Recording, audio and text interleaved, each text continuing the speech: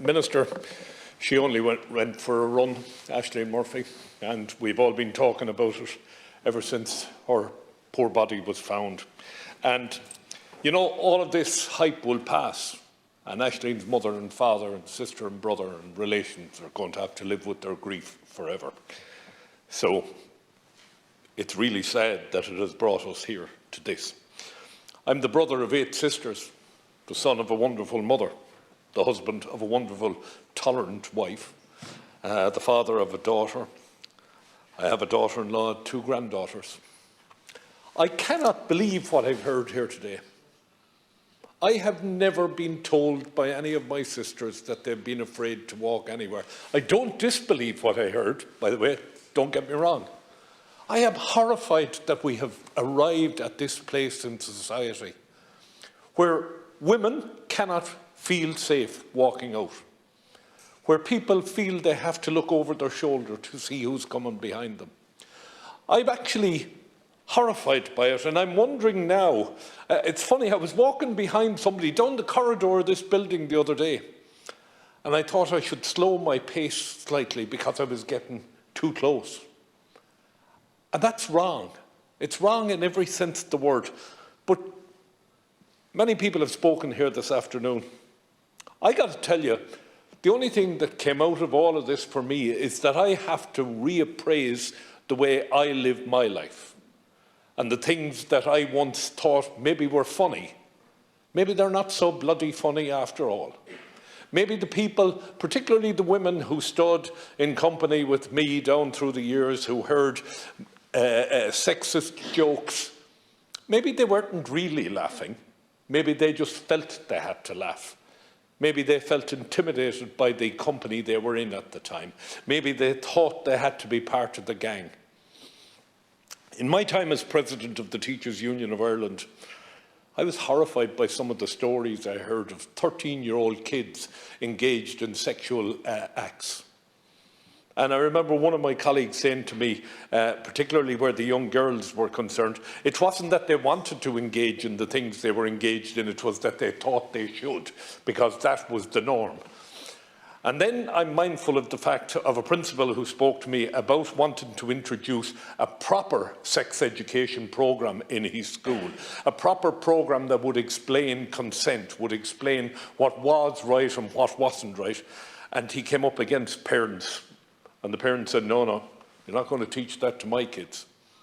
And he said, well, I'm quite prepared to sort of try and work with you on this. But at the end of the day, this is something that has to be on the syllabus. This is something that has to be done. And he met with massive, massive opposition to any discussion whatsoever on sex.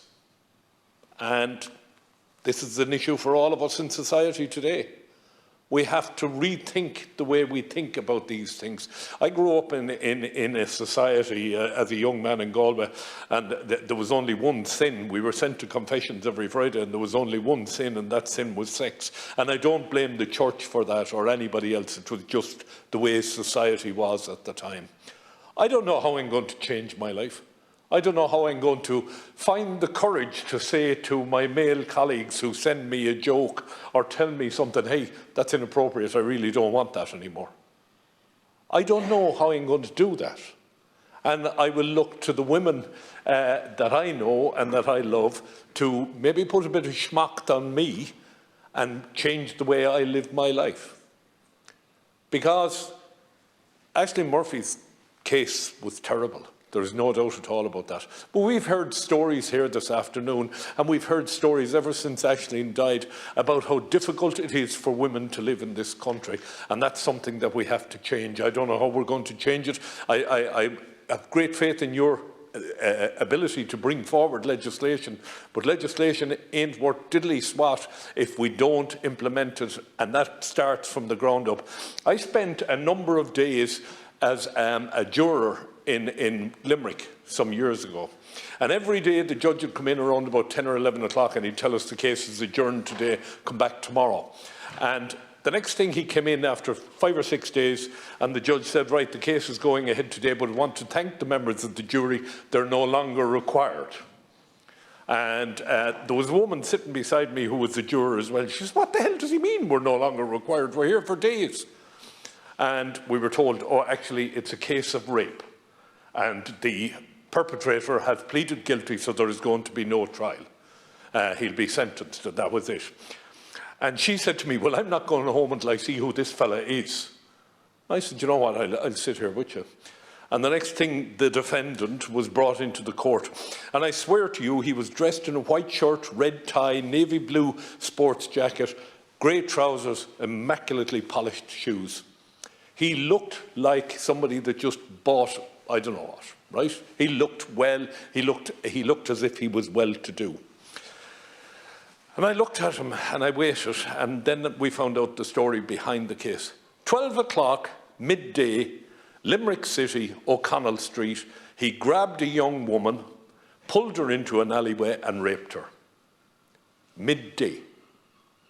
Now please tell me, how could he even think of such a thing at that time of the day? There's a big lesson here for us all. I don't know how we're going to learn it, but look, I could stand up here and say that I've been reformed.